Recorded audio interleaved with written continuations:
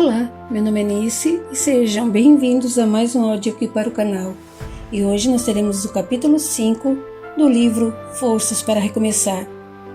Mas como sempre, eu já conto com o seu apoio ao canal. É sempre muito importante e faz com que o canal cresça, certo? Então, dados os recados, vamos para o capítulo 5. Rita, uma grande amiga. Naquela tarde fria, nublada e bem cinzenta, Sérgio, depois de pegar Rita em sua casa, demonstrava-se nitidamente preocupado ao contar-lhe sobre o que aconteceu. Sentados em uma lanchonete, eles conversavam. Foi isso, Rita. Estou me sentindo tão mal com essa situação, além de muito preocupado com o estado dela. Esfregando o rosto com as mãos, falou de modo aflito. Meu Deus! Se algo grave acontecer a ela, ou se houver sequelas pelo acidente, nunca vou me perdoar. Calma, não seja precipitado. Estou preocupada também, mas sinto que vai dar tudo certo. No local do acidente, ela te reconheceu e vocês conversaram. Acho que é um bom sinal. Isso não vai passar de um susto. Tomara. Não estou suportando ficar aqui nessa agonia. Quero vê-la, falar com ela. Ao mesmo tempo, fico receoso. É desagradável que a Débora nunca mais queira me ver. Tá gostando dela, né? Perguntou a moça a queima-roupa. Sérgio a olhou firme e confessou com certa ternura, mista de tristeza. Devo admitir que gostei dela sim. Queria ter a oportunidade de conhecê-la melhor. Mas imagine a impressão negativa que a Débora tem a meu respeito por causa dessa mentira tão baixa. Não consigo pensar em outra coisa a não ser em vê-la recuperada e esclarecer tudo. Você entende? Entendo sim. Rita sorriu de um modo enigmático ao afirmar. Não sei porquê, mas vou te ajudar. Sinto que é um cara bacana e está sendo sincero. Além disso, riu. Achei tão bonitinho ver vocês dois abraçados lá na lanchonete perto da universidade. Sérgio ofereceu meio sorriso e comentou. Sabe, parece que a conheço há longa data. Conversávamos, mas de repente ela se emocionou com um desabafo e eu não resisti e a abracei. Queria protegê-la de qualquer sofrimento. A Débora emocionada e desabafando? Estranhou a amiga. Coisa difícil, hein? Eu preciso de notícias dela. Quero vê-la e esclarecer toda a verdade. Falou implorando. Tudo bem. Quer ir ao hospital agora? Claro, Rita, vamos. Dependendo de como ela me receber, não sei o que dizer. Veremos. Meus pressentimentos são de que a Débora está bem. Acredita piamente em seus pressentimentos, Rita? Se eu não acreditasse, não estaríamos conversando. Respondeu, rindo gostoso. A caminho do hospital, eles fizeram planos de como agir ao visitar Débora. Rita avisou que entraria primeiro e conversaria com a amiga. Ele ouviu e concordou. Para surpresa de Sérgio e Rita, ao chegarem, pediram para aguardarem na recepção, onde Dona Ilma foi recebê-los. Mas Ilma, a mãe de Débora, explicou que a filha estava sob efeito de sedativos e dormia. Seu estado era estável, mas muito delicado. Estava monitorada e inspirava cuidados. Precisava descansar para realizar outros exames. Não poderia se alterar, nem receber visitas.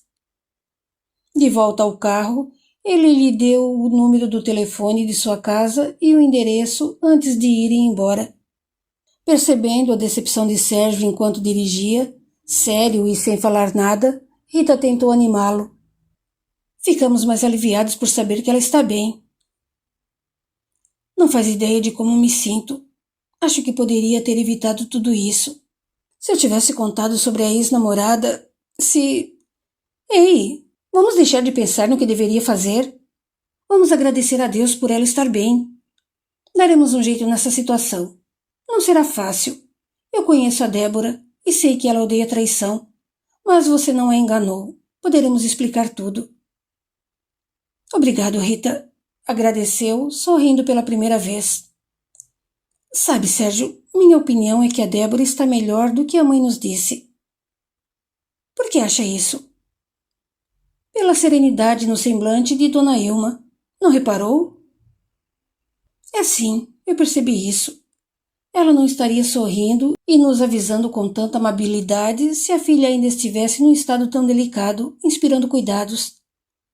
A Dona Ilma estava muito tranquila, completamente diferente de quando a vi hoje cedo.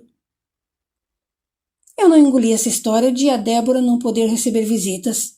Reparou que não nos deixaram nem chegar perto do quarto? Com certeza foi a mãe quem decidiu afastar os amigos. Aquela mulher é extremamente arrogante, você nem imagina. A Débora é tão diferente.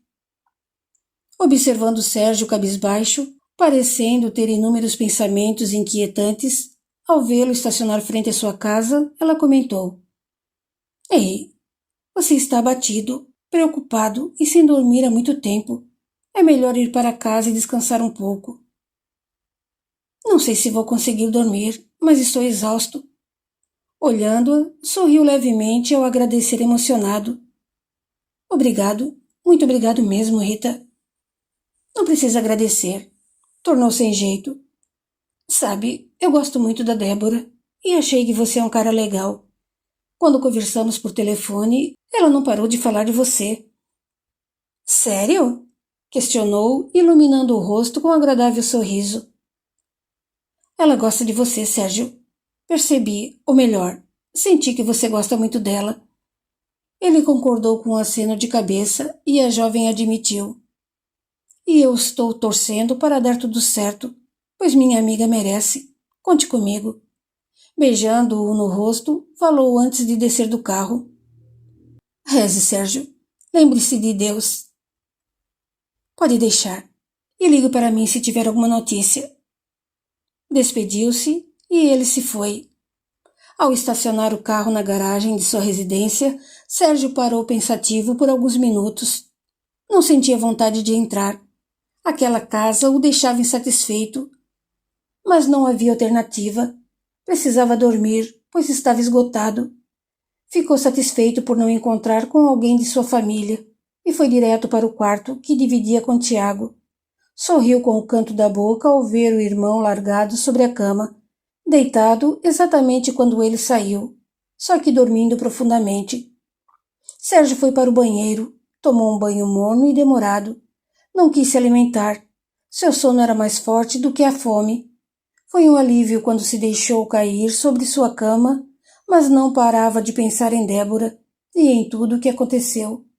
Sentiu uma dor no peito ao recordar de vê-la machucada e amedrontada no carro acidentado, enquanto só podia segurar sua mão delicada e fria. Porém, o cansaço o arrebatou. Passadas horas, durante o sono, momento em que a alma não necessita do corpo e os liames que os unem se afrouxam, permitindo mais liberdade e mais faculdade à alma, Sérgio experimentou uma sensação asfixiante e perturbadora que o prendia ao corpo físico. Foi então que passou a ver como era a casa onde morava sob uma visão espiritual. Espíritos sarcásticos com aparências horrendas, parecendo monstros, estavam em seu quarto. 3 deles praticamente atiravam-se sobre o corpo adormecido de Sérgio.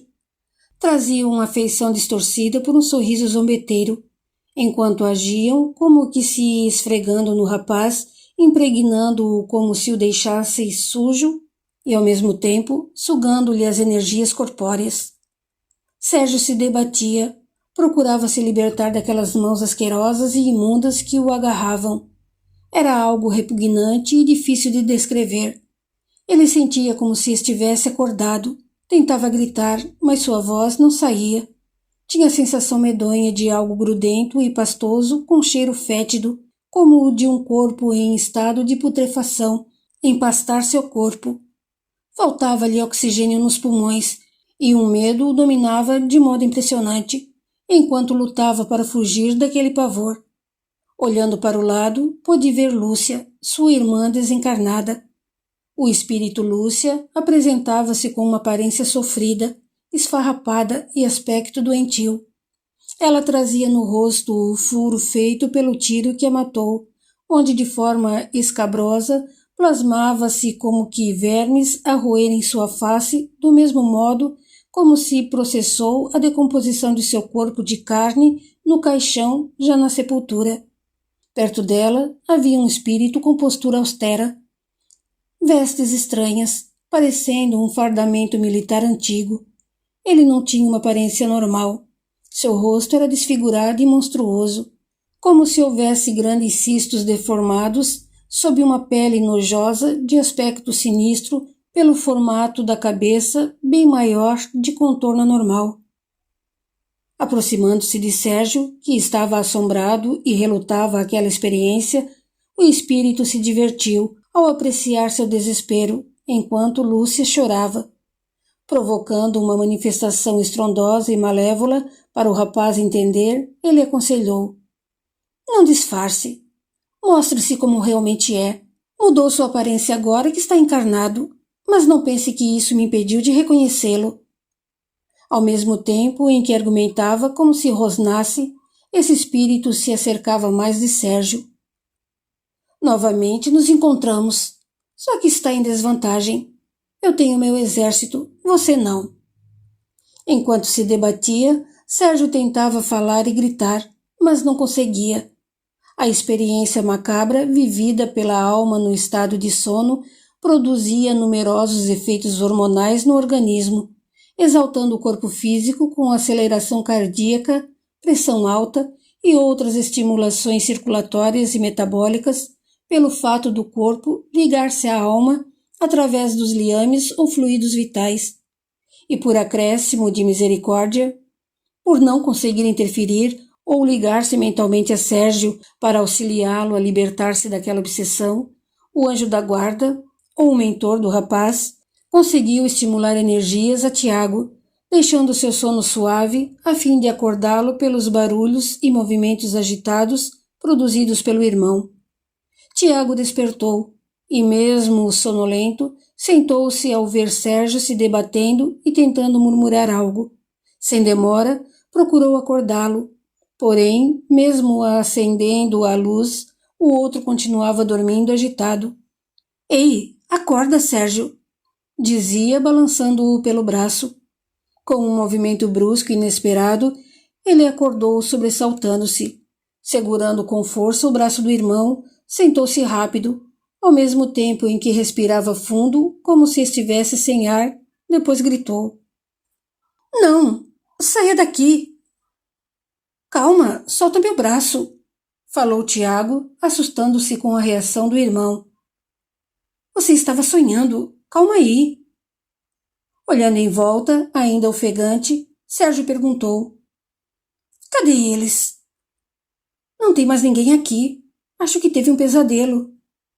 Ainda sentado na cama, Sérgio colocou os pés no chão e esfregou o rosto com as mãos para afugentar as lembranças pavorosas, murmurando: — Meu Deus, o que foi isso? — Um sonho ruim, tornou Tiago sonolento. Depois aconselhou: — Deita aí, ou vai lá para a sala assistir à televisão, porque eu ainda quero dormir. Ainda é 1h30. Falou, jogando-se na cama. Sérgio sentiu medo de sonhar novamente. Abalado com a impressionante realidade do pesadelo, levantou-se e caminhou pelo quarto, tentando entender a mensagem daquele sonho dentro dos conceitos que havia aprendido na graduação universitária. — Apaga a luz, murmurou Tiago, remexendo-se. Respeitando seu pedido, Sérgio obedeceu e foi para a sala. Como nos é ensinado na doutrina espírita, é durante o sono ou o cochilo que a alma se liberta do corpo e entra em contato com o mundo dos espíritos. As visões, imagens, mensagens que conseguimos por vezes lembrar são coisas ou lugares que vemos ou onde estivemos. O sono influi mais do que pensamos sobre a nossa vida. Através dos sonhos, podemos ter uma visão do passado ou um pressentimento do futuro, lembranças de onde estivemos ou de lugares a que ainda iremos. O sonho, muitas vezes, pode ser uma vaga recordação do que experimentamos durante o sono. Pode ser comunicações com encarnados ou desencarnados, das quais Trazemos alguns conselhos de espíritos benfeitores ou não, isso de acordo com o nosso nível espiritual. Sérgio já tivera sonhos daquele tipo. No entanto, a partir daquele dia, passaria a tê-los com mais intensidade, uma vez que seu espírito protetor e sua própria consciência o chamariam a atenção para detalhes a fim de ele se manter vigilante e não se desviar do caminho Sérgio. Sérgio estava impaciente para ter notícias de Débora. Mesmo trabalhando em um serviço tão exigente em atenção, ele furtou-se por alguns minutos e ligou para Rita, que o avisou. Olha, eu soube pela Yara que a Dé está bem. Falou, referindo-se à amiga pelo apelido que a chamava quase sempre. Ela está com um gesso e ataduras. Levou pontos na cabeça e em outras partes do corpo. Os exames da coluna não acusaram nenhuma lesão grave. Foi só um grande hematoma mesmo. O rosto dela está inchado, mas tudo indica que foi pela batida na cabeça. De um modo geral, a Dé está bem, alimentando-se e conversando normalmente. Às vezes tem sono por causa dos remédios. A Yara me contou que é Dona Ilma quem não quer visitas para a filha. Contudo, a Yara foi muito legal, você nem imagina. Animou-se. O que foi? Perguntou curioso. A Yara levou o celular para o quarto e eu conversei um pouquinho com a Débora. Contou eufórica. E aí? Tornou Sérgio empolgado. Ela estava mesmo sonolenta por causa dos remédios, mas pareceu bem. Nós nos falamos pouco. Até rimos ao lembrar que não saí com ela naquele dia do acidente, quando me convidou e não pude ir. Acho que não irei à universidade hoje e vou visitá-la. É melhor esperar, Sérgio, aconselhou Rita. Por quê? Primeiro, por causa da mãe dela. Acho que vai perder seu tempo. Depois, veja, seria bom eu falar primeiro com a Dé, pois ela está se recuperando não só fisicamente, como também do susto que passou.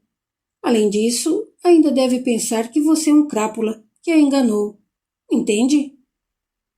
Você está certa. Eu entendo. E estou mais tranquilo por isso, que ela está bem. Mas não vejo a hora de falar com a Débora. Você nem imagina. Não devemos forçar a situação. Vamos aguardar até ela receber alta. Então vou visitá-la e conversaremos. Vou te informando sobre qualquer novidade e me ligue quando quiser. Obrigado, Rita. Espero que não necessite, mas, se precisar, pode contar comigo. Valeu, Sérgio. Fique despreocupado. Vai dar tudo certo. Rita parecia bem disposta a ajudá-lo, demonstrando-se amiga de verdade. Alguns imprevistos a impediram de visitar a colega, e quando pôde, foi inibida de conversarem sobre Sérgio, pois sempre havia alguém da família de Débora presente no quarto. Mesmo assim, a convalescente trocava olhares indefinidos com a amiga e chegou a murmurar dizendo que precisava falar com ela. Os dias e as semanas se arrastaram lentos demais para Sérgio, inconformado ao saber, por intermédio de Rita, que Débora não queria recebê-lo. Rita, como grande amiga, explicava que não pôde conversar com a outra como pretendia, pois não tiveram muita oportunidade de estarem sozinhas, e o tempo não foi suficiente para detalhar tudo. Contrariado, o rapaz quase não falava, principalmente em sua casa e com seus familiares. Havia ficado bem sentido com sua mãe e magoado pelos resultados das consequências de sua atitude. O pouco que podia, Sérgio dormia mal e passou a ter sonhos bizarros. Ao mesmo tempo, no dia a dia, surgiam situações complicadas que chegavam a deixá-lo insatisfeito e até irritado. Contudo, não se esquecia de Débora. O desejo de vê-la era intenso e não sabia explicar. Queria olhá-la, abraçá-la, confortá-la em seus braços, depois esclarecer toda a mentira sórdida e cruel inventada por Sueli.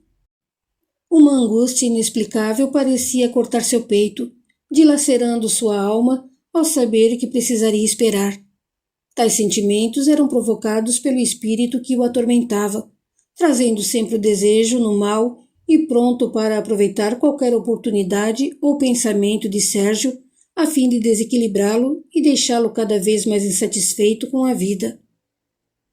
Depois de tantos imprevistos e planos frustrados, o dia tão esperado chegou. Era um sábado, e sentada na cama da amiga, que se recuperava, Rita dizia: Débora, você é inteligente. Eu sei que entendeu. Diante do silêncio da outra, ela continuou: Dé, seria bom ouvir o que o Sérgio tem para falar e só depois concluir. Não se precipite com opiniões. Mas e se ele estiver mesmo de casamento marcado? Acorda! Vai acreditar na palavra dele ou de uma outra pessoa qualquer? Alguém que nunca viu e estava do outro lado da linha? Tenha santa paciência. Acabei de contar que o Sérgio está disposto a levá-la para um frente a frente com a família dele para provar tudo. Breve pausa.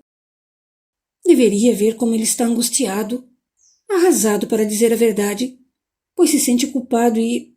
Puxa, como ele gosta de você. Débora ficou pensativa, suspirou fundo e decidiu. Acho que vou ligar para ele e... Está a fim de deixá-la esclarecer tudo? Interrompeu-a animada. Estou sim, mas... Então espere, pediu Rita com um sorriso maroto ao se levantar. Ei, aonde você vai?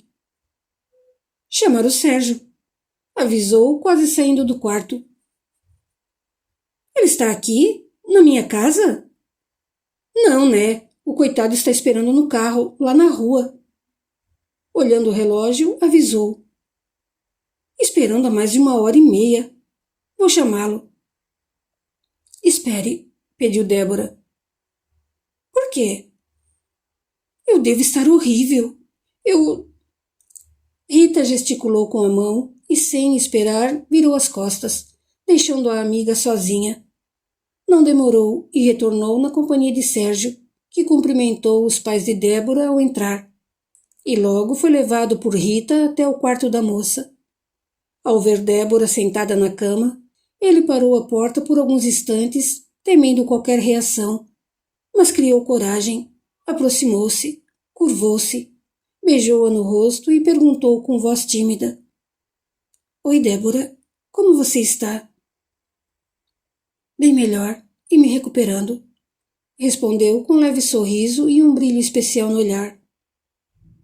Bem, interrompeu Rita com um sorriso de molecagem. Acho que vou ao quarto da Yara para conversar um pouquinho. Se precisarem. Antes de Sérgio ou Débora dizerem algo, a amiga se retirou rapidamente. Ele ficou sem jeito e a jovem pediu, apontando para a cadeira posta ao seu lado, puxando-a para mais perto. Sente-se aqui. Acomodando-se, o rapaz agradeceu. Obrigado por me receber. Eu queria muito falar com você. Preciso te agradecer, Sérgio. Obrigada por ter ficado comigo enquanto os bombeiros me tiravam do carro. É engraçado. Sorriu. Não me lembro de tudo. Parece que algumas coisas se apagaram e... Encarando-o, admitiu. Mas recordo muito bem de você me chamando, pedindo para eu ficar calma, segurando minha mão. Lembro que o abracei e não queria soltá-lo. Não foi fácil. Obrigada. Não me agradeça. Não vou dizer que foi um prazer estar ali, vendo-a naquela situação. Mas eu precisava ficar com você. Eu estava desesperado, aflito, e não poderia ser diferente. Algum tempo de silêncio em que seus olhos se fixaram e ele falou. Precisamos conversar, e eu quero pedir 1.000.000 de desculpas. Não consigo me perdoar pelo que aconteceu. Mas não teve culpa de nada. Débora, você disse que ligou para meu celular e alguém se passou por minha noiva. Olhando firme em seus olhos, falou como se implorasse. Por favor, acredite em mim. O que a Sueli te contou é tudo mentira e eu posso provar. Sinto-me culpado por não ter te contado que terminei um namoro há quase 6 meses e ela não aceita. Por isso está fazendo o inferno da minha vida. Como se não fosse bastante, a minha mãe colaborou, pois aquele maldito celular foi um presente da Sueli quando namorávamos. Quando terminei o namoro, eu o devolvi junto com tudo que ela me deu para deixar bem claro que não queria ter qualquer lembrança dela. Ele tinha uma expressão triste e angustiada, mas continuou. Sinto-me culpado por não tê-la avisado disso. Não tivemos muito tempo e... Débora não tinha mais dúvidas. Vendo-o se explicar daquela forma, tão submissa e comovente, sentiu que Sérgio falava a verdade. Notando-o bem preocupado e até nervoso pela situação, ela se inclinou para tocar em seus braços. Afagou-o, segurando-o em sua mão ao argumentar com voz meiga. Pare, Sérgio. Não se culpe mais. Fui imprudente ao usar o celular enquanto dirigia. Por isso bati o carro. Se eu tivesse ligado para aquele número, estacionada em algum lugar, é lógico que teria ficado surpresa, abalada, mas não sofreria o acidente. E outra coisa, ficaria magoada com você e indignada por ter mentido, porém iria procurá-lo e você me explicaria a situação, nos pouparia de toda essa angústia e... Perdemos tanto tempo e sofremos por... Débora se embaraçou com as palavras e se calou. Eles se olhavam quando Sérgio se aproximou mais e acariciou suave sua face delicada, sentindo aquela pele macia e morna. Inerte, experimentou o coração bater forte e murmurou com brandura no tom bonito de sua voz grave. Débora, eu gosto muito de você. Não pode imaginar o quanto sofri e... Inebriado de emoção, segurou cuidadosamente seu rosto, acariciou seus cabelos enquanto a olhava encantado, desejoso por beijá-la. A jovem, deixando-se envolver pelos carinhos, achegou-se a ele quando suas faces quase se tocaram. Sérgio ia beijá-la. Seus lábios chegaram a se tocar com ternura, mas o som de leves batidas na porta os impediu, e o rapaz imediatamente se afastou.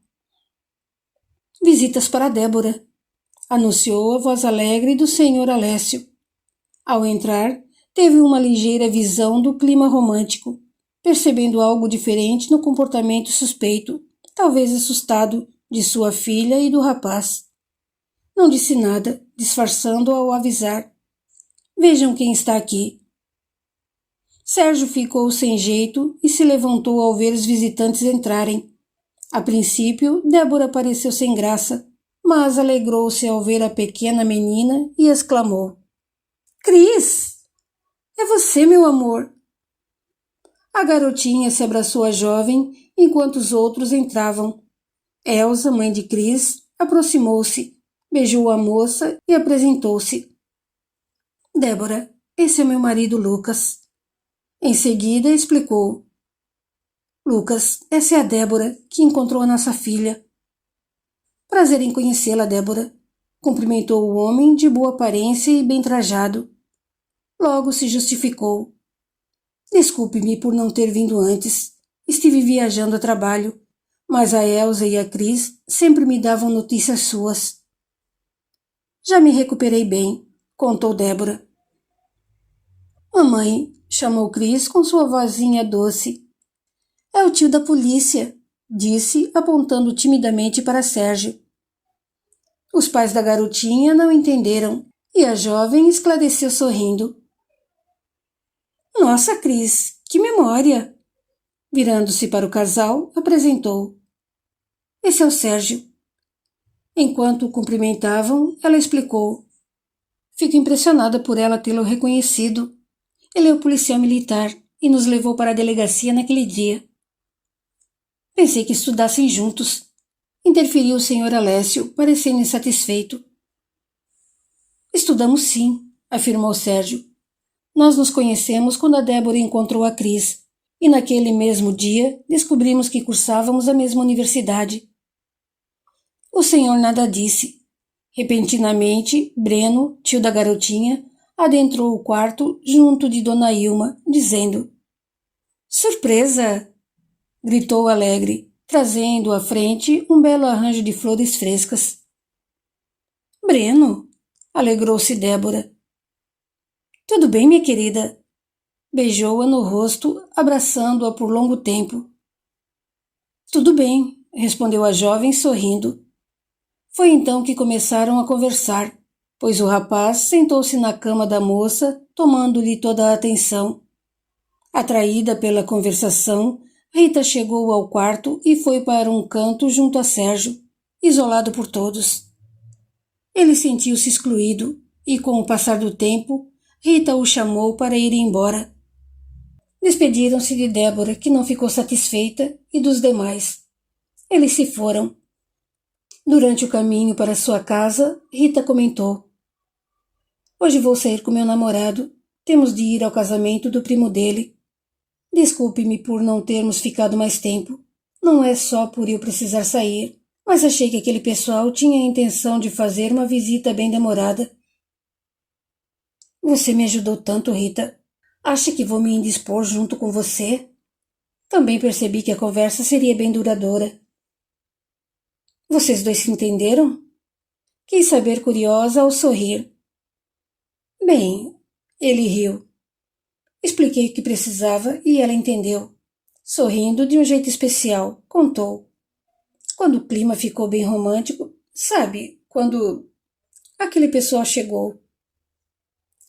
Que droga! Protestou a moça irritada. Tudo bem, não esquenta. Não que eu esteja feliz, mas pelo menos nos entendemos. Teremos outras oportunidades. A Débora é uma pessoa maravilhosa, Sérgio. Ela é bem sincera, uma amiga leal. Já me ajudou muito, você nem imagina. O que ela fez? Se é que eu posso saber, disse o rapaz. Nós ficamos amigas logo no primeiro semestre da faculdade e aconteceu algo bem inesperado. Meus pais foram viajar e morreram em um acidente de carro. Então me vi atordoada, totalmente confusa, aturdida. Puxa, lamentou. Sinto muito. Mas você tem irmãos ou parentes, não tem? Tenho um irmão que acabou de fazer 17 anos. Não tenho avós. Só um tio por parte de pai, que mora perto da minha casa, e uma tia por parte de mãe, que é casada e mora em Pernambuco.